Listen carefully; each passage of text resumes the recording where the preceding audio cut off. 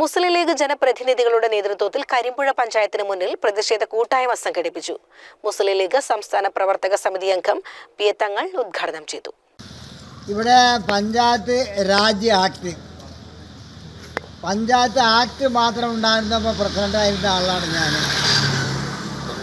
അന്നുള്ള ഒരു അധികാരവും ഇപ്പോൾ പഞ്ചായത്തിനില്ല.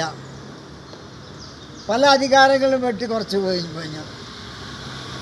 പഞ്ചായത്ത് രാജ്യ ആക്ട് ഈ രാജ്യത്ത് വരുന്നതിന് വേണ്ടി നമ്മൾ ഗാന്ധിജി സ്വപ്നം കണ്ട ഗ്രാമസ്വരാജ് ഈ രാജ്യത്ത് വരണമെന്ന് ആഗ്രഹിച്ചവരാണ് നമ്മുടെ നാട്ടിലുള്ള എല്ലാ ആളുകളും.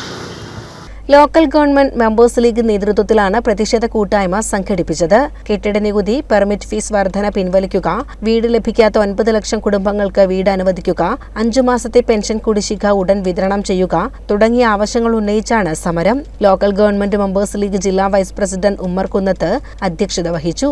ഒറ്റപ്പാലം നിയോജക മണ്ഡലം convener E P Basheer, league Ottapalam നിയോജക മണ്ഡലം general secretary C P Sadiq എന്നിവർ സംസാരിച്ചു.